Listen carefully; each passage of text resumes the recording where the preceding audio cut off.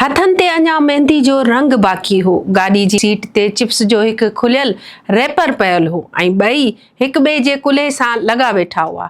शायदि उन्हनि खे अंदाज़ो बि न हो त कुझु घड़ियूं खां पोइ उन्हनि जी मोहबत जी कहाणी कराची जे हिक रोड ते रत में ॿुॾी वेंदी। नादिया ऐं नजीउल्लाह सिर्फ़ 15 ॾींहं अॻु पंहिंजी मर्ज़ी सां शादी कई हुई। ख़्वाब शायदि तमामु वॾा न हुआ, बसि गॾिजी जीअण चाहींदा हुआ, पर उन्हनि जी क़िस्मत जो फ़ैसिलो अदालत में न ॻोल्हिन कयो। मां आहियां फ़हमीदा रियाज़ ऐं तव्हां ॾिसी रहिया आहियो WTN न्यूज़। कराची जे इलाइक़े मलीर में पेश आयल ही वाक़ियो सिर्फ़ हिकु क़त्ल न पर पाकिस्तान में लव मैरिज ऐं गैरत जे नाले ते थींदड़ ॾोहनि जे ख़ौफ़नाक हक़ीक़त जो हिकु ॿियो बाब आहे। सवाल ही न आहे त नादिया ऐं नजीउल्लाह छो मारिया विया। सवाल ही आहे त आख़िर केतिरे वक़्त ताईं पंहिंजी मर्ज़ी सां ज़िंदगी गुज़ारण जी क़ीमत मौत रहंदी। सूमर जे ॾींहुं मंझंदि जे टाइम नादिया ऐं नजीउल्लाह मलीर जे मक़ामी अदालत में पेश थिया हुआ। ॿिन्हिनि अदालत आॾो बयानु ॾिनो त उन्हनि पंहिंजी मर्ज़ी सां शादी कई आहे। निकाहनामो बि जमा करायो वियो, कानूनी घुर्जूं पूरियूं कयूं वयूं ऐं बज़ाहिर ईअं लॻो त हाणे शायदि ख़तरो टरी वियो आहे, पर अदालत खां ॿाहिरि निकिरंदे ई उन्हनि जी निगरानी शुरू थी चुकी हुई। पुलिस मूजिबि मक़तूलनि जो तालुक़ सिंध जे ज़िले दादू सां ऐं उहे कराची जे इलाइक़े सचल ॻोठ में रिहाइश पज़ीर हुआ। नादिया जे वालिद कुझु ॾींहं अॻु धीउ जे अगवा जी FIR बि दाख़िल कराई हुई। FIR में मौक़िफ़ इख़्तियार कयो वियो हो त कंहिं नामालूम शख़्स नादिया खे वर्गलाए अगवा कयो वियो आहे, पर अदालत में नादिया साफ़ लफ़्ज़नि में चयो त हुन पंहिंजी मर्ज़ी सां शादी कई आहे।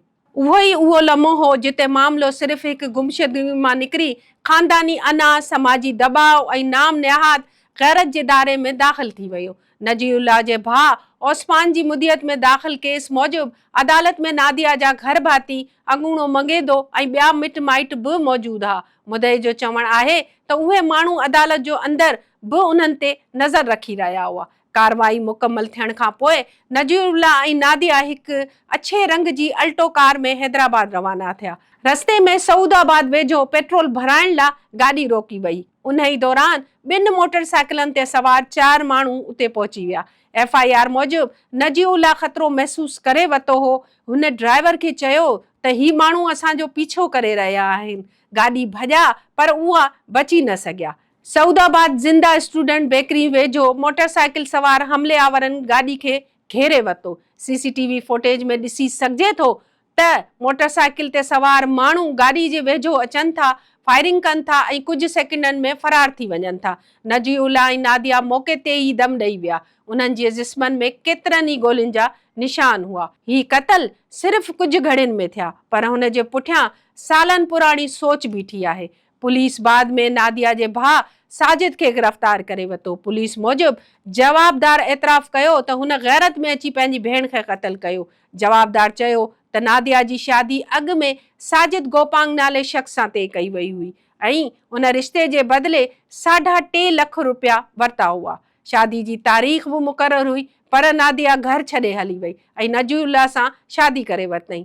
जवाबदार मूजिबि अदालत में नादिया सां मुलाक़ात खां पोइ हुन क़त्ल जो फ़ैसिलो कयो। हुन एतराफ़ कयो त संदसि वटि 9mm पिस्तौल हो ऐं हुन 7 गोलियूं हलायूं।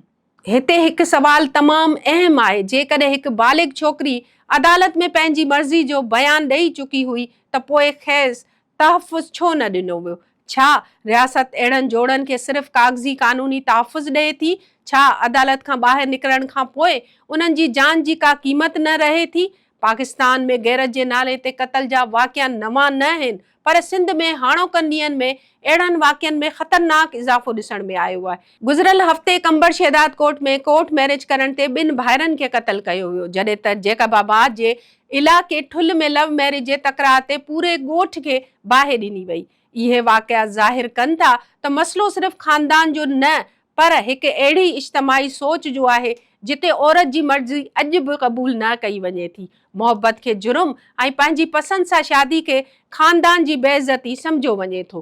केतिरनि इलाइक़नि में अॼु बि छोकिरियुनि जी शादी माली ॾे वठि, क़बाइली फ़ैसिलनि या ख़ानदानी मफ़ादनि तहत तइ कई वञे थी। अहिड़े हालातनि में जेकॾहिं का छोकिरी पंहिंजी मर्ज़ी सां फ़ैसिलो करे थी त खेसि बाग़ी तसवुरु कयो वञे थो। नादिया ऐं नजीउल्लाह जी कहाणी शायदि ख़बरुनि में कुझु ॾींहं ज़िंदा रहंदी, पर को नओं वाक़ियो, नयूं लाशूं ऐं नयूं सुर्खियूं अची वेंदियूं। पर सवाल इहो ई रहंदो, आख़िर केतिरे वक़्त ताईं मोहबत जी क़ीमत मौत रहंदी।